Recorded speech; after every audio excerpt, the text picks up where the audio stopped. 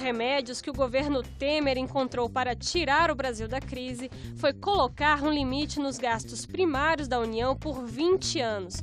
A proposta de emenda à Constituição diz que a despesa de um ano deve ser igual à do ano anterior, corrigida pela inflação.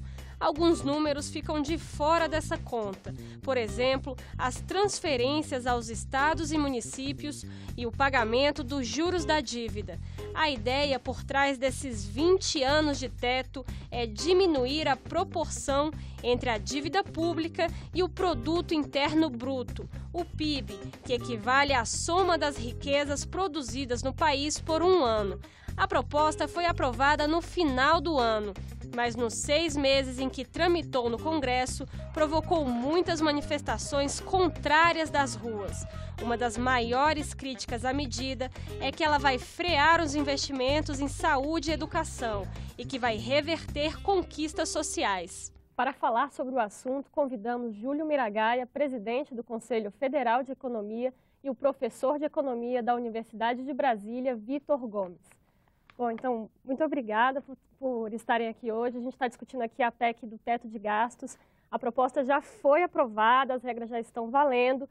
E aí eu queria perguntar para os senhores o seguinte, qual que é a garantia de que o Brasil vai responder a essas medidas, que o Brasil vai voltar a crescer, que os investimentos vão voltar? Queria perguntar primeiro para o senhor. Bom, essa medida sozinha, ela não vai ter o condão de resolver os nossos problemas. O ponto básico é que o Brasil ele tem riscos altos no que concerne as suas finanças públicas e o seu gasto público.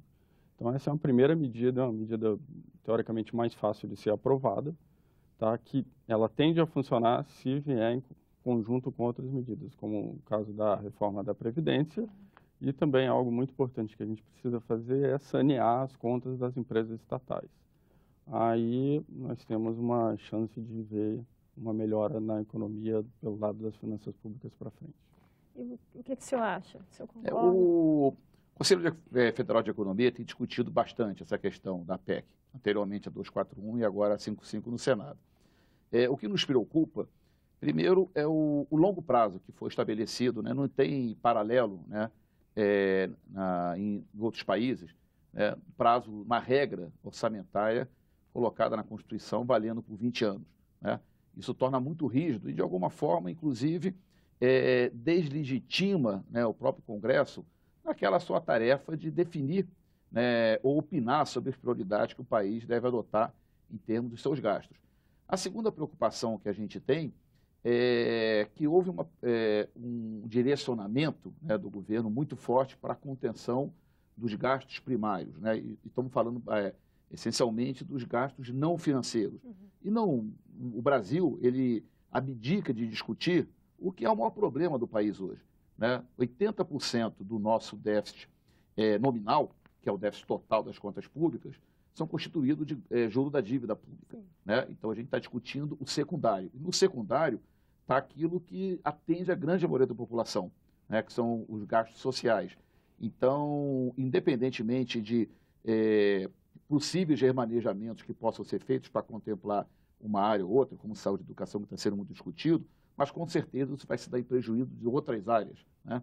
Então, de alguma forma, isso vai acabar incidindo, né, prejudicando uma grande parcela da população brasileira né, dentro de uma perspectiva de um prazo excessivamente longo. O senhor tocou num assunto também que eu queria perguntar para os senhores, que é essa coisa dos juros brasileiros. Porque o Brasil tem um déficit nominal há muito tempo, né? Os juros mais ou menos 2,7% do PIB de 97 a 2015, que esse número tem sido relativizado por causa de superávites. E aí eu queria perguntar, adianta mexer, aprovar a PEC, mas o Brasil também não teria que mexer na taxa de juros para realmente ter algum resultado? O que os senhores acham? Não, primeiro esse número aí, na verdade, o gasto com juros da dívida pública, ele hoje está em torno de 7% do PIB, né? Na verdade, se soma ao déficit primário, aí faz alguma coisa em torno de 9,5%, 10%, quando foi o ápice, né? No acumulado de 12 meses. Não é que a gente vá resolver o problema dos juros com um decreto, ou com uma medida, ou com, né, um limite para a contenção dos gastos, mas evidentemente que tem toda uma política, né, econômica por trás que deve direcionar o país para a contenção desse gasto excessivo, né? Não tenha dúvida que o Brasil, entre as economias importantes do mundo, é aquela que mais despende, né, recursos do seu orçamento com pagamento de juros da dívida pública. Inclusive, a PEC foi apresentada e aprovada para pagamento de juros da dívida. O objetivo, né, de se buscar no futuro gerar superávit primário é exatamente a garantia de que esses juros, né, vão ser efetivamente pagos. E isso acontece sacrificando, né, gastos importantes, né, que atendem à população. E a gente já está vendo isso. E é importante dizer que isso não vem só desse governo, não. No governo anterior, algumas dessas medidas, né, foram cogitadas ou começaram a ser implementadas ainda no governo Dilma, né? Então, aqui não tem uma análise, né, de partido A, B ou C, ou posição política A, B ou C, né? Nós, inclusive, no Conselho de Economia, tem uma representação de todas as posições partidárias. Mas a questão que nos preocupa, né, é o que isso pode representar para uma larga parcela da população e para a própria economia do país, né? Dificilmente, com essa política altamente restritiva, nós vamos conseguir retomar o crescimento da atividade econômica, que é uma outra questão importante nesse debate. Entendi. Eu vou perguntar agora para o senhor, então. O senhor disse que acredita que essa medida não vai recuperar a atividade econômica. Então, assim, em 2011 houve um novo pacote de incentivo à economia, com aumento de gasto, porque acreditaram que isso poderia fazer a economia circular melhor. E essa medida também não deu certo, isso acabou estourando os juros porque pressionou os gastos públicos. O senhor acha que agora, com isso, essa medida, isso vai conseguir retornar à saúde financeira do Brasil?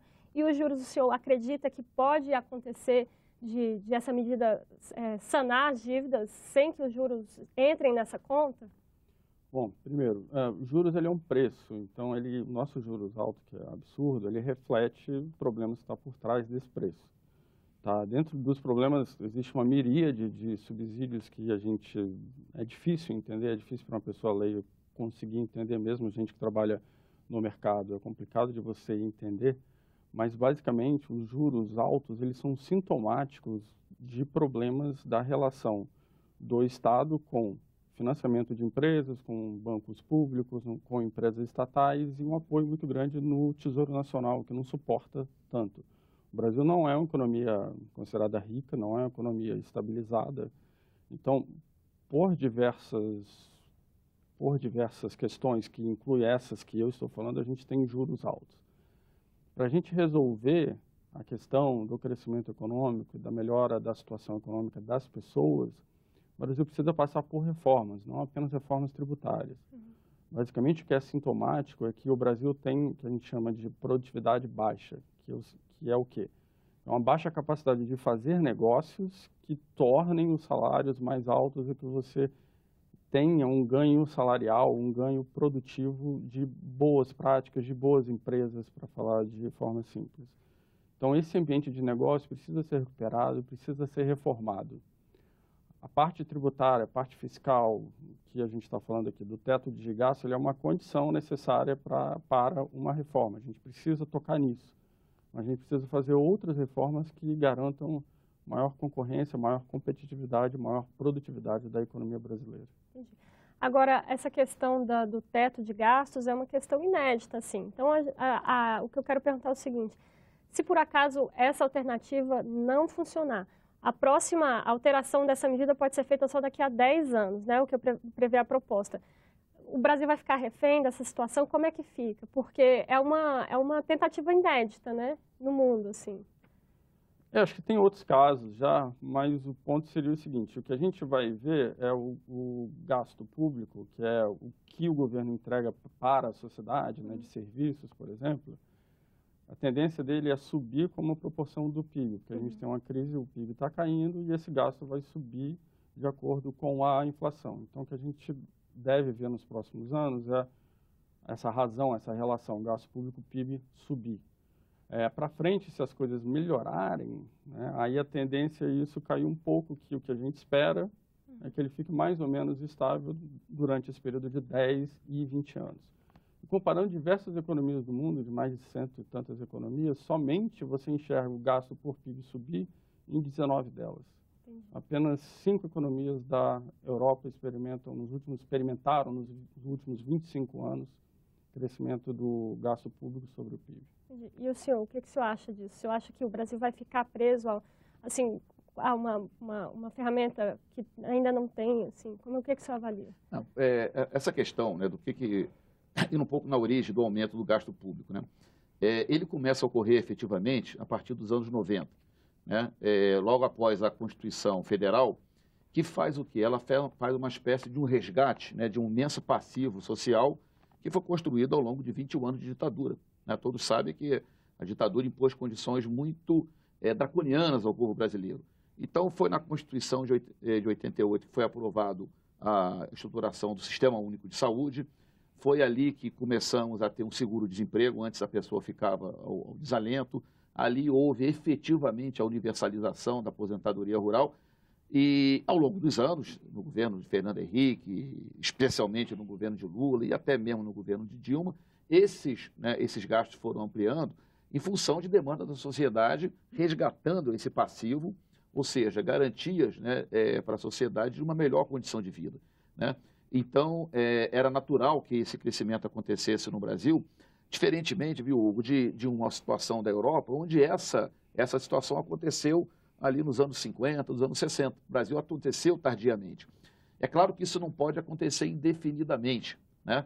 Agora, uma questão que é importante ser discutida nisso é que essa crise, você tocou nesse assunto, ela acontece muito a partir ali de 2011, mais de 2012 e 2013, quando o governo Dilma ele resolve estimular a economia. Né? Na média ali de 11 a 13, a economia estava crescendo 3%, não estava numa situação tão ruim, mas ela resolveu, né, estimular mais a economia, mas de uma forma equivocada.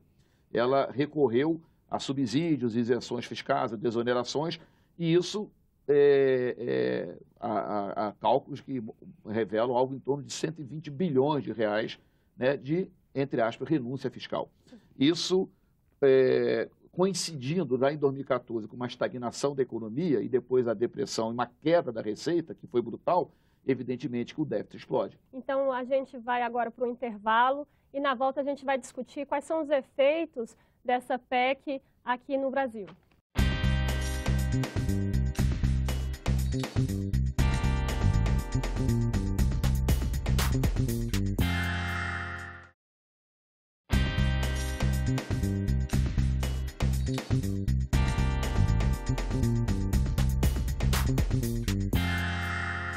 Entrevistas está de volta com a conversa sobre a PEC do teto de gastos. Com a gente, Júlio Miragaia, presidente do Conselho Federal de Economia, e Vitor Gomes, que é professor de Economia da Universidade de Brasília.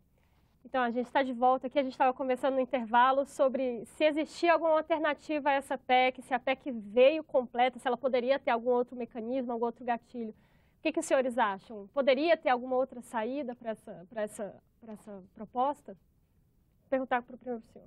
Eu acho que, com certeza, né, teria alternativa.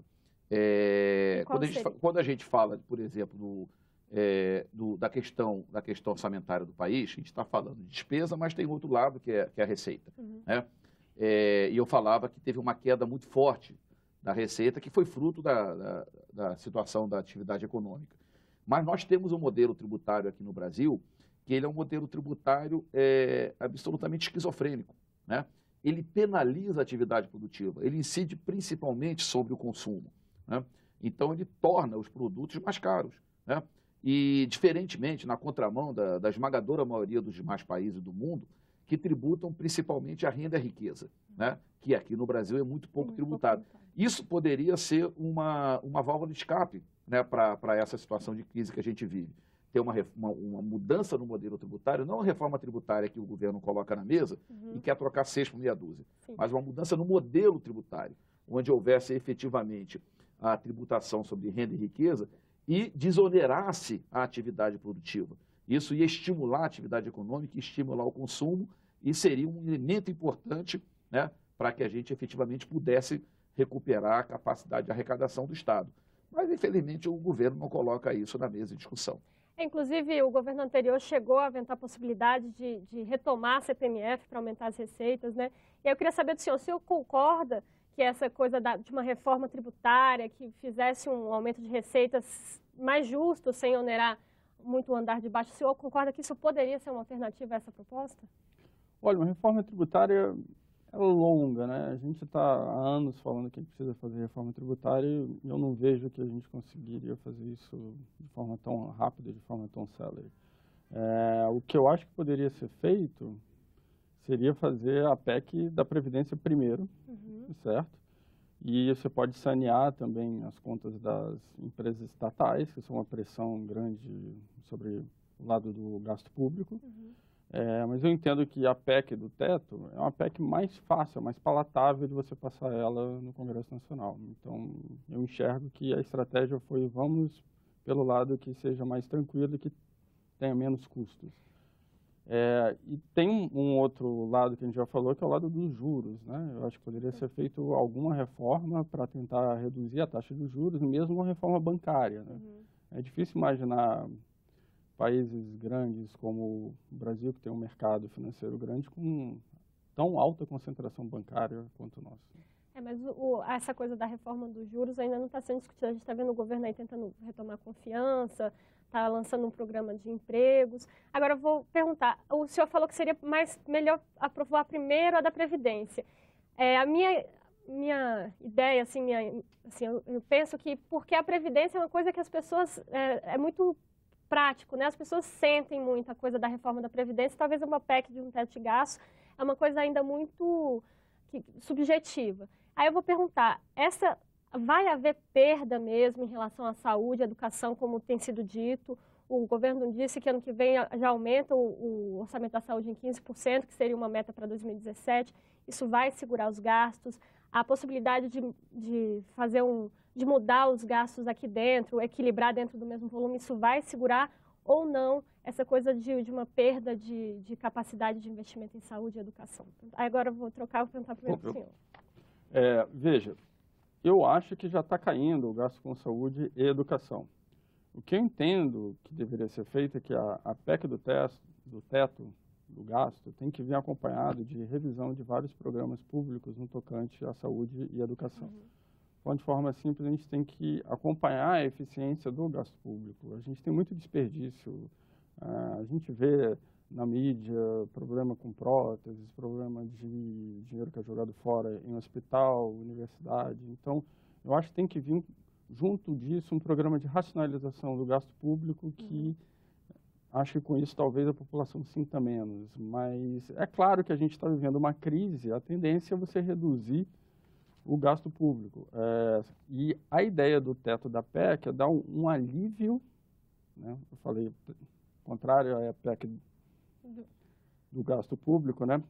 Ela dá um alívio sem comprometer tão rapidamente. Ela dá um alívio sem comprometer tão rapidamente, mas assim, a coisa dela, a gente não sabe se vai mexer ou não assim, com a saúde e educação. Aí, porque proporcionalmente as vinculações constitucionais permanecem, né? Mas aí eu queria saber do senhor, o senhor acha que vai haver um retrocesso em relação a esses Veja bem, a única possibilidade da situação dos gastos sociais, de uma forma mais ampla, eles terem uma melhoria relativa nesse caso, é se a economia brasileira viver os próximos 20 anos em depressão, né? Porque aí ela vai elevar em relação ao PIB. Como isso não é razoável, né, e a tendência é a economia brasileira recuperar, até pelo potencial enorme que ela tem, então, inevitavelmente, vai ter uma queda progressiva, e que no final de 20 anos vai ser muito expressiva, dos gastos sociais no país, né? Isso não só em função de um possível crescimento do PIB, como também, aí tem uma questão muito técnica, mas é que o deflator implícito do PIB, normalmente ele corre 1,5 percentual acima da taxa de inflação. Então, mesmo que a economia tivesse estagnada, já teria uma perda, né, em relação ao PIB, corrigindo pelo índice de inflação. Então, eu não tenho nenhuma dúvida, né, que vai haver uma perda muito grande nos gastos sociais e vai ter uma briga de foice no escuro, né, para ver quem perde menos nessa história, entre diversos setores. Agora, uma questão importante que tem que ser debatida, e volto a frisar, é que a gente não pode olhar tão somente pela ótica do gasto, né? E pela ótica do gasto não financeiro. Nós estamos preservando, né, nesse caso, os gastos financeiros, não estamos tomando nenhuma medida em relação a isso, concordo com o que o Vitor disse, temos uma concentração bancária absurda no Brasil, né? E evidentemente que isso tem uma relação, né, com a taxa de juros que é cobrada, não a taxa básica, mas a taxa real que a população é onerada, mas também temos essa questão da receita, e como você falava, não é só a CPMF, né? Tem uma proposta de tributação sobre grandes fortunas, ou se não quer inovar, tem a tributação sobre renda divinda de lucros e dividendos, né? Que existia até 95 e que foi extinto, e tem um estudo do IPEA que revela que se fosse recobrado esse imposto com alíquota de 15%, resultaria numa receita de 47 bilhões de reais para o governo. Então, temos outras alternativas, né? Na verdade, o que o governo faz é ir pelo... Aí eu concordo com o Vitor, vai pelo caminho mais fácil. O caminho mais fácil, né, é não mexer com o sistema financeiro, é não mexer com os detentores da renda no país, porque, evidentemente, uma reforma tributária que tribute mais a renda e a riqueza não vai ter o apoio desse Congresso. É um Congresso extremamente conservador, vinculado aos interesses, né, econômicos do país, então, evidentemente, que não passa nesse Congresso. Então, a gente fica, de alguma forma, o Brasil fica refém, né, de medidas que vão sempre prejudicar, né, ou incidir sobre o andar de baixo da sociedade brasileira. Pressiona a parte mais frágil. Sim, é a parte que tem menos poder de fogo, poder de mobilização junto ao Congresso, junto ao próprio Poder Executivo, né? É impensável você imaginar uma associação de favelados do Rio de Janeiro ter o mesmo acesso que tem uma Fiesp junto ao Poder Executivo. Então, evidentemente que esses setores que sempre no Brasil se beneficiaram, né, a gente não está vivendo uma situação diferente do que vivemos a história inteira. Em momentos de crise, né, o custo da crise é jogado para o andar de baixo. E, além disso, é a coisa que a gente estava conversando. A Previdência é muito real. Todo mundo sabe quanto vai perder, em quanto tempo de trabalho a mais vai ter que ter. A coisa da PEC do teto de gastos é uma coisa ainda muito subjetiva. Vocês acham que a sociedade talvez ainda não tenha entendido se vai haver ou não algum... Veja só, saiu uma pesquisa recente da Datafolha que mostra que 16% não tinha opinião, mas quem tinha opinião, 60% já era contrária à PEC 55 e 24% favoráveis, né? Estamos falando de para cada pessoa favorável à PEC, estamos falando de 2 pessoas e meia. E o Congresso ele foi absolutamente indiferente da opinião pública, porque ele não obedece ao interesse da opinião pública ou da maioria do povo, ele obedece aos interesses, né, econômicos que estão ali cristalizados. Então, não tenho dúvida que na reforma da Previdência vai acontecer o mesmo. Falávamos aqui no intervalo, né, os lobbies já estão acontecendo, né, o lobby das Forças Armadas já garantiu que não vai ser atingido, né, as Forças Armadas na reforma da Previdência. Né, também parece que no âmbito legislativo também já tem alguma coisa construindo.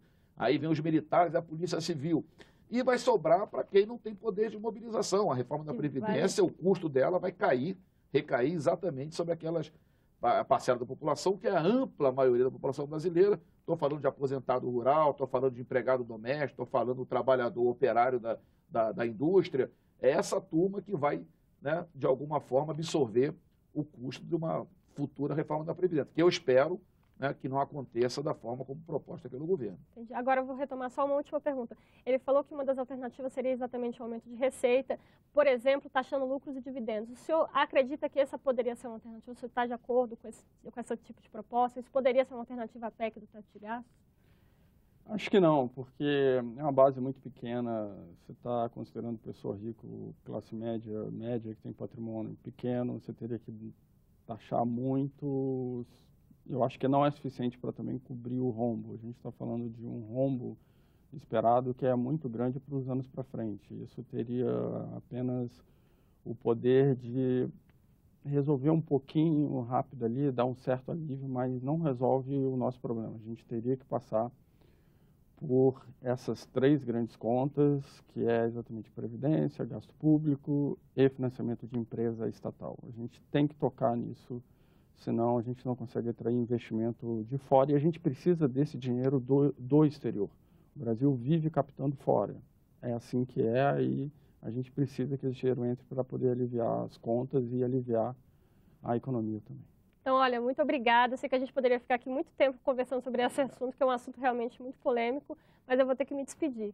O programa Entrevistas fica por aqui. Hoje a conversa foi com o representante do Conselho Federal de Economia, Júlio Miragaia, e com Vitor Gomes, que é professor de Economia da Universidade de Brasília. O debate foi sobre a PEC que impõe um teto nos gastos públicos por 20 anos. Se você tiver críticas ou sugestões, ligue de graça para o Alô Senado. O número é 0800 61 2211. Para ver este ou outros programas da TV Senado, acesse o nosso site senado.leg.br/tv.